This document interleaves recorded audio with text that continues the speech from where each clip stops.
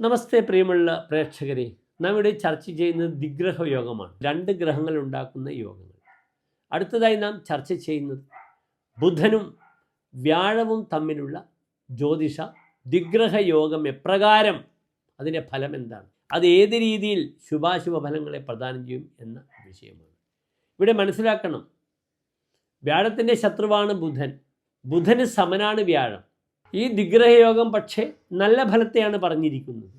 സൗമ്യേ രംഗചരോ ബൃഹസ്പതിയുതേ ഗീതപ്രിയോ നൃത്തവിത്. ഇവിടെ മനസ്സിലാക്കണം, ബുദ്ധിപതിയാണ് വ്യാഴം, ബുദ്ധികാരകനാണ് ബുധൻ. ഇത് പരസ്പരം യോഗം ചെയ്യുമ്പോൾ ഒരു നല്ല പ്രൊഡക്ഷനാണ് പുറത്തു വരുന്നത്.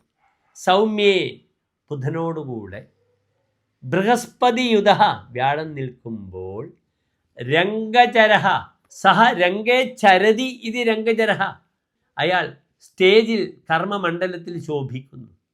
പലപ്പോഴും നിങ്ങൾ ശ്രദ്ധിക്കണം, വലിയ വലിയ സംഗീത നൃത്ത പരിപാടികൾ, തൗര്യത്രികം, പാട്ട്, കൂത്ത്, കലകൾ, ഡാൻസ്, ഇതിലൊക്കെ സ്റ്റേജിൽ ഇദ്ദേഹത്തിന് ശോഭിക്കാം, അല്ലെങ്കിൽ ഇതിൻ്റെ ആങ്കറാകാം, അല്ലെങ്കിൽ ഇതുമായി ബന്ധപ്പെടുന്ന ഏത് മേഖല, ഇവൻറ്റ് മാനേജ്മെൻറ്റ്.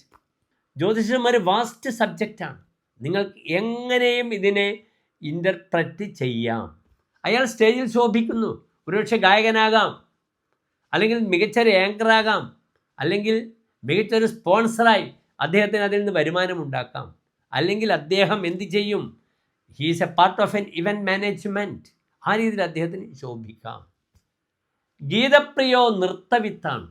ഞാൻ നേരത്തെ പറഞ്ഞു, തൗര്യത്രികം, പാട്ട്, സംഗീതോപകരണങ്ങൾ, നൃത്തം, ഇതിൽ അദ്ദേഹം വളരെയധികം പ്രിയത്വം കാണിക്കും. ഒരുപക്ഷെ ആലപിക്കണമെന്നില്ല, നൃത്തം ചെയ്യണമെന്നില്ല, ഇതിൻ്റെ മർമ്മം അറിയുന്ന ആളായിരിക്കാം. ഇങ്ങനെയുള്ള വ്യക്തികൾക്ക് ഡാൻസ് പഠിച്ച് നൃത്തം പഠിച്ചാൽ നിരന്തരം യുവജനോത്സവ വേദികൾ പ്രധാനപ്പെട്ട ജഡ്ജായി ശോഭിക്കാം. ഗീതപ്രിയ, ഗീതപ്രിയം അസ്യ അസ്ഥിതി ഗീതപ്രിയ, പാട്ടിനോടുള്ള പ്രിയത്വം ഉണ്ടാവുക. നൃത്തവിത്, നൃത്തം വേത്തി ഇത് നൃത്തവിത്, ഇയാൾ നൃത്തത്തിൻ്റെ എല്ലാ വശങ്ങളും അറിയുന്ന ഒരു പ്രഗത്ഭനായി തീരും. എത്ര നല്ലൊരു യോഗമാണ് ഇവിടെ. ഇവിടെ ബുദ്ധിപതിയും ബുദ്ധികാരകനും ഒന്നിച്ചു നിൽക്കുന്നു. അതിൻ്റെ ശുഭാശുഭ ഫലങ്ങൾ, നല്ല ഫലമാണ് വരാഹമിഹിര ആചാര്യൻ പറഞ്ഞിരിക്കുന്നത്. അതിനാൽ ഈ യോഗം വളരെ നല്ലൊരു യോഗമായി എനിക്ക് തോന്നുന്നു. നിങ്ങളും മനസ്സിലാക്കുക. നിങ്ങളുടെ ജാതകത്തിൽ യോഗമുണ്ടെങ്കിൽ നിങ്ങളുടെ മക്കളെ നിർബന്ധമായി നിങ്ങൾ നൃത്തം പഠിപ്പിക്കണം, അഭ്യസിപ്പിക്കണം. എൻ്റെ ജ്യേഷ്ഠൻ്റെ മകൾ, അവൾ ദുബായിൽ അറിയപ്പെടുന്ന ഒരു ആങ്കറാണ്, അനുനന്ദ. അവൾ വലിയ ഗായികയാണ്. അവളുടെ ജാതകത്തിൽ ഈ ഒരു യോഗമാണുള്ളത്. ഇപ്പോൾ അവൾ ദുബായിൽ റേഡിയോ ആർട്ടിസ്റ്റായിരുന്നു.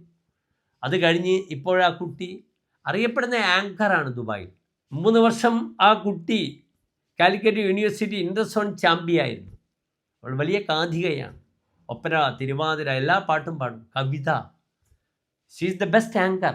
ഈ ഒരു യോഗം ആ കുട്ടിയുടെ ജാതകത്തിലുണ്ട്. അതിനാൽ നല്ലൊരു യോഗമാണ്. നിങ്ങളുടെ മക്കളെ ചെറുപ്പത്തിൽ തന്നെ അവർ വലിയൊരു ഡാൻസുകാരിയാകുമോ, നർത്തകിയാകുമോ, പാട്ടുകാരനാകുമോ എന്നൊക്കെ ചിന്തിക്കാൻ ഈ യോഗം വളരെയധികം ഉപകരിക്കും. പക്ഷെ അവിടെ യോഗം കൊണ്ട് മാത്രം കാര്യമില്ല. ഈ യോഗമുണ്ടെങ്കിലും നല്ലൊരു പാട്ടുകാരനാകണമെങ്കിൽ സ്പീച്ച് പ്ലാനറ്റ്, ത്രോട്ട്, സ്പീച്ച്, 2ാം ഭാവാധിപൻ, ആ ഗ്രഹം ബലവാനായിരിക്കണം. നല്ലൊരു ഡാൻസുകാരനാകണമെങ്കിൽ, ഡാൻസുകാരി ആകണമെങ്കിൽ 3ാം ഭാവം, കൈകളുടെ ചലനങ്ങൾ, അത് നന്നായി പ്രവർത്തിപ്പിക്കാൻ കഴിയണം. എൻ്റെ മകൾ നല്ലൊരു ഡാൻസറാണ്. മഞ്ജു വാര്യരുടെ ഗുരുനാഥൻ പയ്യന്നൂർ കൃഷ്ണൻ മാസ്റ്ററുടെ ശിഷ്യയാണ് എൻ്റെ മകൾ. എൻ്റെ മകൾക്ക് 3ാം ഭാവത്തിൽ ശുക്രനാണ്. ആ ശുക്രനെ 9ൽ നിൽക്കുന്ന വ്യാഴത്തിൻ്റെ ദൃഷ്ടിയുണ്ട്. അതിമാനുഷ യോഗമാണ്. അതിനാൽ അവൾ ഡാൻസിൽ നന്നായി പെർഫോം ചെയ്യുന്നു. നിങ്ങളുടെ മക്കളുടെ ജാതകം നിങ്ങൾ സസൂക്ഷ്മം വിലയിരുത്തണം. എന്നിട്ട് കാര്യങ്ങൾ നിശ്ചയിക്കണം. നന്ദി, നമസ്കാരം.